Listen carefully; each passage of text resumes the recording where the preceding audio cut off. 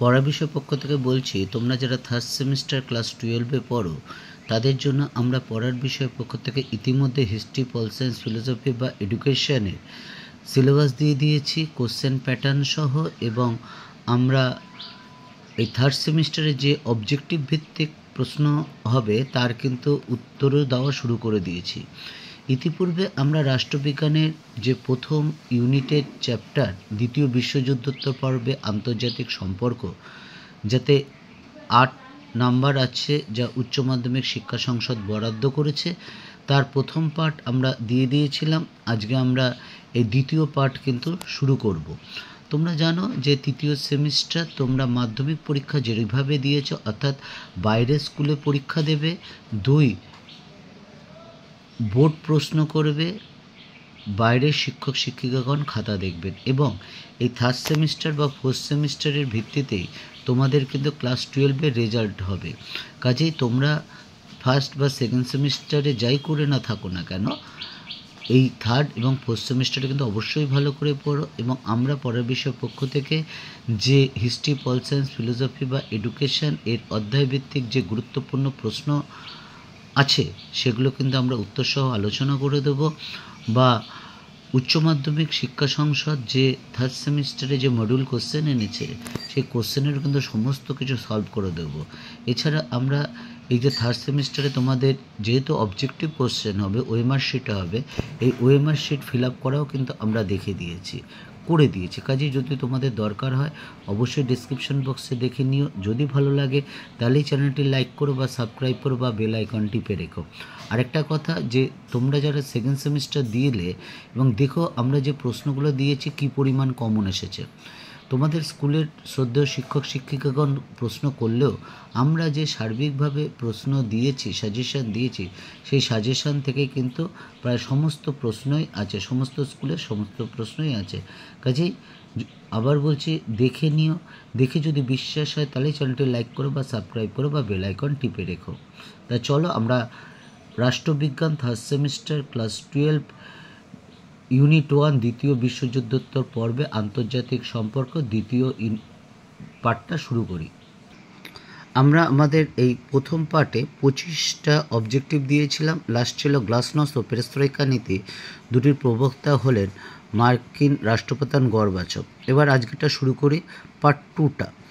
26 নম্বর, 1979 সালে ভিয়েনাতে মার্কিন রাষ্ট্রপতি জিমি কার্টারের সাথে সোভিয়েত রাশিয়ার সাধারণ সম্পাদক ব্রেজিমের মধ্যে স্বাক্ষরিত হয়।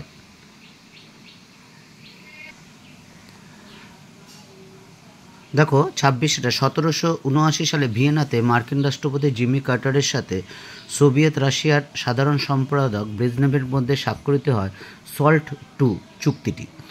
27, 1961 সালে সেপ্টেম্বর মাসে ন্যাম বা জোট নিরপেক্ষ আন্দোলনের প্রথম সম্মেলন অনুষ্ঠিত হয় বেলগ্রেডে।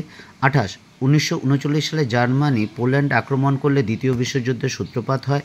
29, ইন্দোনেশিয়া বাংদুং শহরে 1995 সালে এশিয়া ও আফ্রিকার দেশগুলির একটি গুরুত্বপূর্ণ সম্মেলন তথা বাংদুং সম্মেলন অনুষ্ঠিত হয়।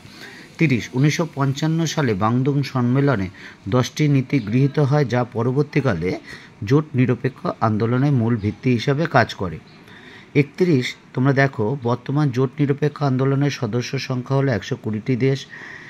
32, 1991 সালে সোভিয়েত রাশিয়ার পতনের সঙ্গে দ্বিমেরু বিশ্বের উদ্ভব হয়। 33, ভারতের প্রথম প্রধানমন্ত্রী জওহরলাল নেহরু জোট নিরপেক্ষ আন্দোলনের জনক ছিলেন।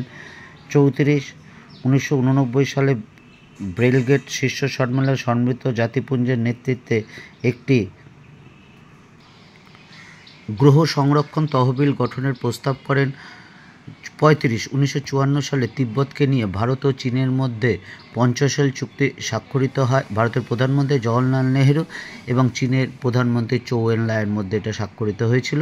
36, জোট নিরপেক্ষতার বিকাশ ও তত্ত্বের ব্যাখ্যা ছাড়া আনুষ্ঠানিক সম্পর্কে কোনো পূর্ণতা লাভ করতে পারে না, ইয়া বলেছেন জে.ডব্লিউ. বার্নার্ড। 37, মধ্যপ্রাচ্যে সুয়েজ সংগঠিত হয় 1956 সালে। আমরা জানি এই সুয়েজ সংকট ঠান্ডা লড়াইয়ের একটি অন্যতম অংশ, যা খুবই গুরুত্বপূর্ণ বা ভয়াবহ আকার ধারণ করেছিল আমেরিকা এবং রাশিয়ার মধ্যে। 38 প্রক্সি যুদ্ধ কৌশলটি ব্যবহৃত হয় ঠান্ডা লড়াইয়ে। 39 এক মেরুকেন্দ্রিক বিশ্বের প্রধান দেশ হলো মার্কিন যুক্তরাষ্ট্র। 40 স্টার্ট এর পুরো কথাটি হলো স্ট্র্যাটেজিক আর্মস রিডাকশন ট্রিটি।